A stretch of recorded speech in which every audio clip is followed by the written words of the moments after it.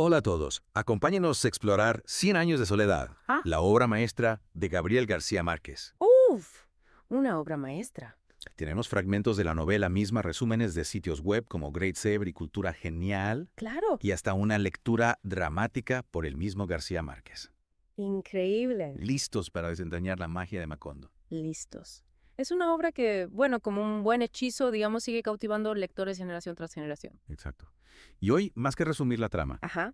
queremos entender qué la hace tan especial sus temas simbolismo, contexto histórico. Mm, Es como tener un mapa para navegar este mundo tan complejo. totalmente. A veces uno se pierde entre tantos aurelianos y José Arcaíos, tantas historias entrelazadas, Claro. pero cada detalle tiene su razón de ser. Empecemos por el principio, la fundación de Macondo José Arcadio Buendía y Úrsula Iguarán huyendo del fantasma del incesto. Imagínense vivir con el miedo de que tu hijo nazca con cola de cerdo. Es que esa imagen va más allá de lo físico, ¿no? Es el miedo a lo diferente, a romper el orden establecido. Y el fantasma de Prudencio Aguilar que persigue José Arcadio. Sí, ¿Una simple alucinación o la culpa que se manifiesta? qué buena pregunta. Yo siempre me he preguntado si Prudencio es real o una metáfora. Claro. Pero volviendo a la familia, cada generación de los Buendía parece repetir los errores del anterior, ¿verdad? Ahí está la genialidad de García Márquez. Los nombres que se repiten no son casualidad, sino una forma de mostrar cómo la historia se repite, cómo el destino a veces parece inevitable. Es como si estuvieran atrapados en un ciclo sin fin. Hablando de ciclos, no podemos olvidar a Melquíades, el gitano que aparece y desaparece, trayendo la novedad a Macondo muere varias veces, pero siempre regresa. ¿Qué representa para ti este personaje tan enigmático? Melquíades es la encarnación de lo mágico de lo desconocido. Es un puente entre el mundo exterior y la realidad de Macondo. La clave para entender el destino de los Buendía. Pero la ironía es que solo pueden descifrarse después de un siglo cuando ya es demasiado tarde. Eso me recuerda a la frase de Úrsula, el tiempo da vueltas en redondo. Parece que García Márquez nos advierte que el pasado siempre nos alcanza. ¿Crees que los Buendía podrían haber escapado de su destino si hubieran entendido los pergaminos antes? Es un dilema fascinante. ¿Tenemos libre albedrío o estamos condenados a repetir los patrones de nuestros ancestros? La novela no da respuestas fáciles, nos invita a reflexionar. Y mientras reflexionamos, seguimos adentrándonos en Macondo. El amor y la soledad son dos caras de la misma moneda en esta historia, ¿no te parece? Pensemos en Meme enamorada de Mauricio Babilonia, un amor prohibido por su madre Fernanda del Carpio. Es que el amor en Cien años de soledad se enfrenta a las convenciones sociales al peso de la tradición. Y a veces esa lucha tiene consecuencias terribles. Exactamente. Y no podemos olvidar el contexto histórico. La masacre de los trabajadores de la bananera, un evento ficticio pero inspirado en hechos reales de la historia colombiana, García Márquez no solo nos habla de lo mágico, también de lo real de las injusticias de nuestra América Latina. Totalmente. La novela nos recuerda que la fantasía y la realidad se entrelazan, se nutren mutuamente. Y hablando de realidades duras, la inundación que casi destruye Macondo 5 años de lluvias. Úrsula, a pesar de su vejez, se convierte en un símbolo de resistencia, ¿verdad? Sin duda, es una matriarca que lucha contra viento y marea para mantener a su familia unida. Y su muerte al final del diluvio es como si marcara el fin de una era. Exactamente. Y mientras Macondo se recupera, entra en escena Aureliano Babilonia, el último de los Buendía, un personaje solitario que se dedica a descifrar los pergaminos de Melquíades, buscando respuestas en el pasado. Es casi como una carrera contra el tiempo, ¿no? Descifrar el misterio de su familia antes de que sea demasiado tarde. ¿Qué crees que García Márquez nos quiere decir con esta búsqueda incesante del conocimiento? Quizás que la verdad está ahí esperando ser descubierta, pero a veces descubrirla tiene un costo muy alto. ¿Cuántas emociones y reflexiones nos deja esta primera parte de nuestro viaje por 100 años de soledad? Y aún queda mucho por descubrir. Listos para continuar. ¿Listos para seguir adentrándonos en Macondo, en el mundo de los buendiadías? Lo que me fascina es que esta historia no es solo una saga familiar, sino como un espejo de la historia de América Latina. Es verdad. Guerras civiles, explotación extranjera, la lucha entre clases sociales, todo está presente en la novela. Y no olvidemos la influencia de la superstición, la religión, el peso de las tradiciones, elementos que marcan profundamente a los personajes. García Márquez logra esa mezcla única de realismo mágico, lo extraordinario se vuelve cotidiano, lo increíble se acepta con naturalidad. Y hablando de cosas increíbles, cómo interpretar la repetición de nombres a lo largo de las generaciones. Es un recurso que al principio me confundía, pero luego comprendí su significado. Claro, no es un simple capricho del autor. Es una forma de mostrar cómo ciertos patrones de comportamiento, ciertos destinos se repiten en la familia, como si estuvieran condenados a seguir los pasos de sus antepasados. Me hace pensar en la frase, el que no conoce su historia está condenado a repetirla. ¿Crees que los Buendía estaban realmente condenados o que tenían la posibilidad de romper el ciclo? Es la gran pregunta, ¿no? ¿Tenemos libre albedrío o estamos determinados por la historia, por la genética, por fuerzas que escapan a nuestro control? La novela nos presenta el dilema sin darnos una respuesta definitiva. Y mientras los Buendía luchan contra su destino, también se enfrentan a la soledad. Es un tema que recorre toda la novela como un hilo invisible que conecta a los personajes. La soledad tiene muchas caras en 100 años de soledad. Es una soledad individual, familiar, social, incluso existencial. Cada personaje la vive a su manera. Es como si todos buscaran una conexión, un sentido de pertenencia, pero algo se los impide.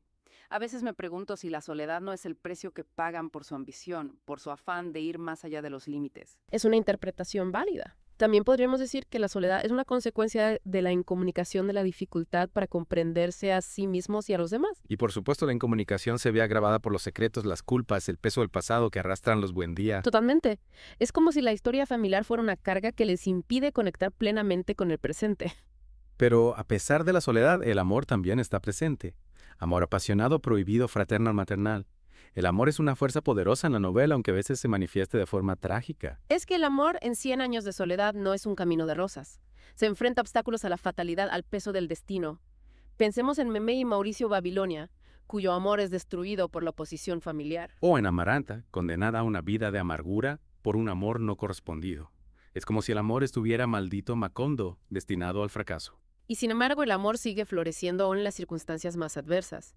Eso nos dice mucho sobre la naturaleza humana, sobre nuestra capacidad de amar a pesar del dolor de la pérdida de la soledad. Y hablando de pérdida, no podemos olvidar el final de la novela, la destrucción de Macondo, la desaparición del linaje Buendía. Un final que deja al lector con una sensación de vacío, pero también de asombro. Es un final apoteósico inevitable que cierra el círculo de la historia. García Márquez nos recuerda que todo tiene un fin, que la vida es un ciclo de creación y destrucción. Y que la memoria es lo único que nos queda para luchar contra el olvido.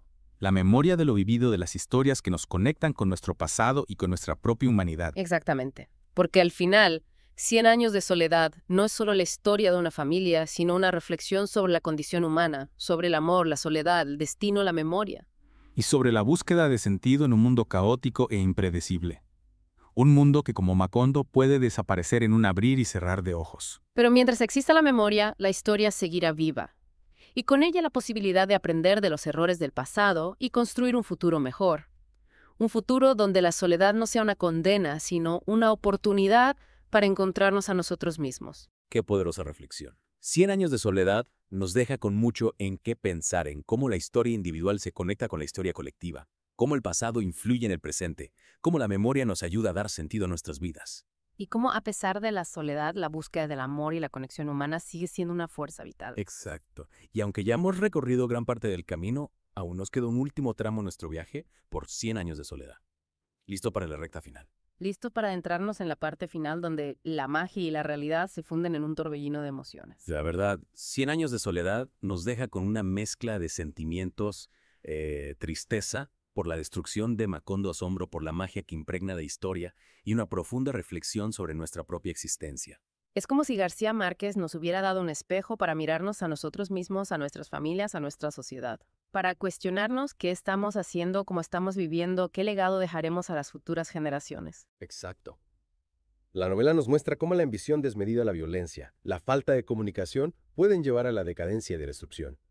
Pero al mismo tiempo nos recuerda la importancia de la memoria, de mantener vivas las historias de nuestros ancestros para aprender de ellas. Y no solo aprender, sino también inspirarnos en su fuerza, en su capacidad de amar, de soñar, de luchar por lo que creen.